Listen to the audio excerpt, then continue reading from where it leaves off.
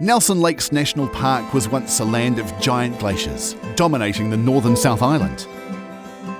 They have slowly retreated over time, carving out a spectacular landscape made up of alpine lakes that lead up into the rugged mountain peaks of the Southern Alps.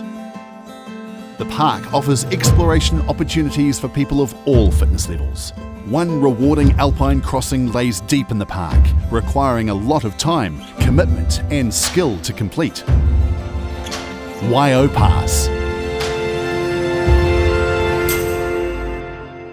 No matter where you start, access to the base of Waiau Pass is no easy feat. The track is most commonly walked from Lake Rotoiti via either Traverse Saddle or Lake Rotorua, which takes approximately 4 to 5 days. Alternatively, access from the Lewis Pass side also takes approximately 4 to 5 days, so you're looking at a minimum of at least 8 to 10 days for a full trip. This track is recommended for experienced trampers only, as crossing the pass is a highly technical tramp, which in itself will take 9 to 12 hours over approximately 12 to 15 kilometres. The best time of year to attempt Waiau Pass is between mid-December to April. It isn't recommended to walk outside of this period, as snow covers the land, forming complex avalanche terrain, so avalanche skills and equipment are essential from May to November. The average summer temperature on the pass sits around 1 to 7 degrees, and the pass sees approximately 179 days of rain per year. It's important to remember that you will be in an alpine environment, which means there is a good chance you will experience heavy rain, strong winds, snow and freezing temperatures, even in the height of summer. So you'll need warm and waterproof clothing. The southern face of Waiau Pass can hold snow well into the summer, so carry an ice axe and crampons during the shoulder months and have the skills to use them. You can't get any more remote in New Zealand, so take a personal locator beacon, as it is an essential communication device. As with all walks and tramps in New Zealand, make sure you leave your intentions with a trusted contact and inform them when you've finished your tramp. You can find out more about leaving your intentions at the Mountain Safety Council website. Walking the pass from north to south has you beginning at the Blue Lake Hut. The track starts off relatively easy in the alpine tussock field around Blue Lake. You'll just need to follow the orange markers to stay on the right track. Roto Mai Whenua, Blue Lake, has the clearest water in the world. Please don't swim and wash yourself or any dishes in this water, as it is sacred to local iwi. Also remember that camping is only permitted near the hut at the designated campsites.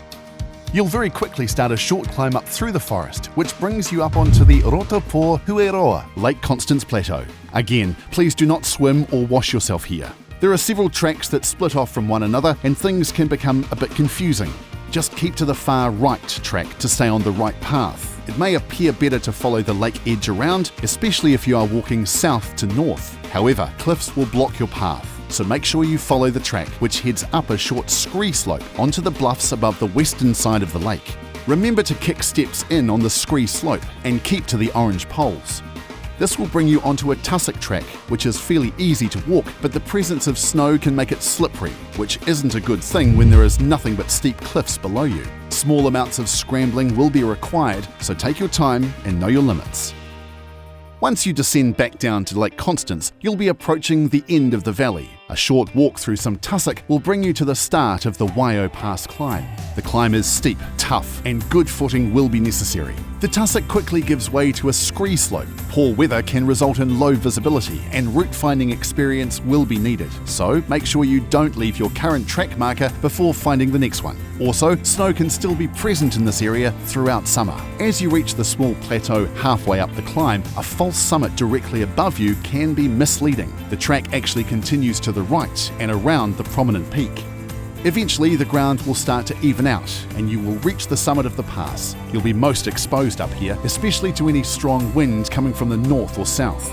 It's essential that you follow the orange markers on your descent. People tend to head straight down as they see the valley floor, however the track actually takes a sharp right. The descent is very steep and rocky with lots of scree. Take your time and ensure you have your solid footing, as the rocks and scree can easily slip and roll out from under you.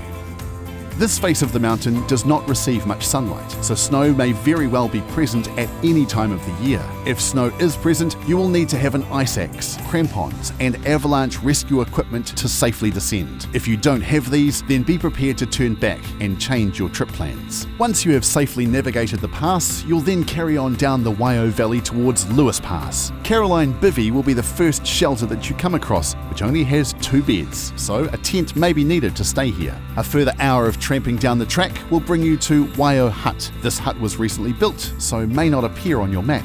For more experienced trampers, an alternative option is to cross over Thompson Pass to Upper D'Urville Hut. From there, you can loop back up to Lake Rotorua. However, the Thompson Pass route is not a marked route, so expert navigational skills and route finding abilities would be required. Waiau Pass is a very technical pass that requires a high level of tramping experience, the right gear, and confidence to navigate it safely. Remember to only venture this deep into the park from mid-December through to April.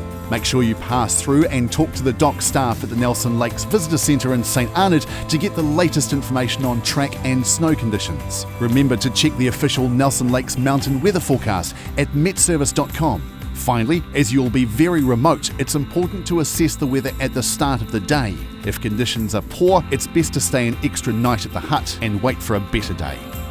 A thoroughly prepared trip will let you safely enjoy this one-of-a-kind alpine climb.